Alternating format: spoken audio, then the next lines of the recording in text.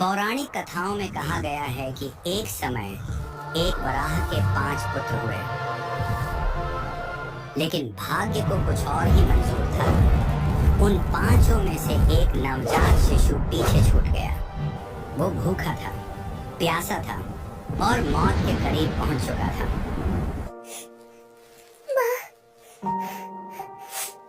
कोई है यहाँ? मुझे भूख लगी है। उसी समय माता पार्वती वहां से गुजरी।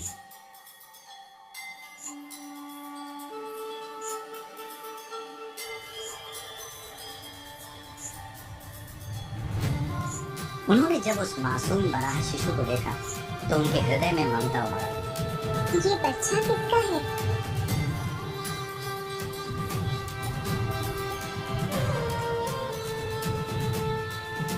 वे उसे लेकर कैलाश चली गई और उसका पालन पोषण अपने पुत्र समान करने लगी। प्रभु, ये बच्चा मुझे वन में मिला।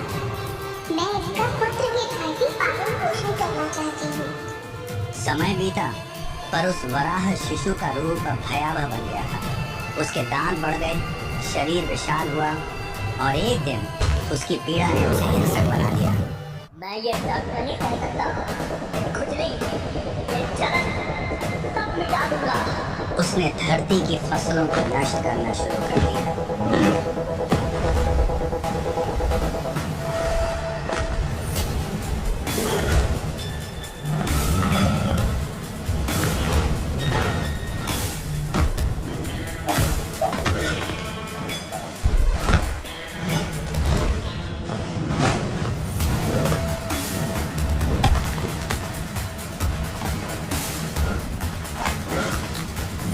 लोग भूख से तड़पने लगे और संसार अराजकता में डूब गया। कैलाश पर सब कुछ शांत था, पर नीचे धरती पर एक बड़ा संकट जन्म ले चुका था। देवता भी असहाय थे और अब केवल महादेव ही कुछ कर सकते थे।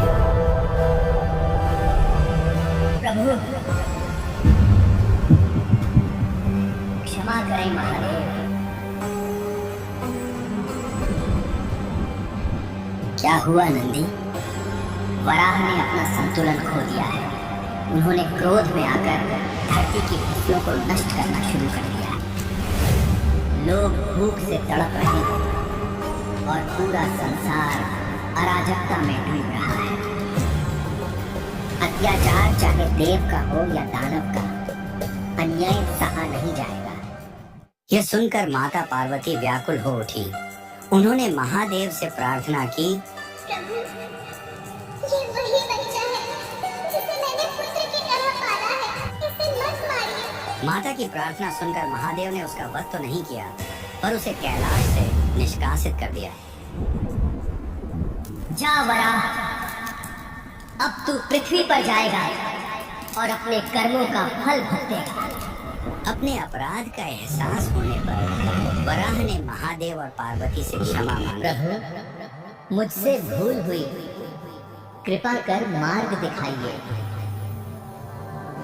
तब महादेव ने कहा, अब तू विनाश नहीं, रक्षण का प्रतीक होगा। धरती की हर फसल तेरी शरण में होगी। और उस दिन से वह वराह बन गया पंचूर्ली देव, धरती का रक्षक, न्याय का प्रतीक।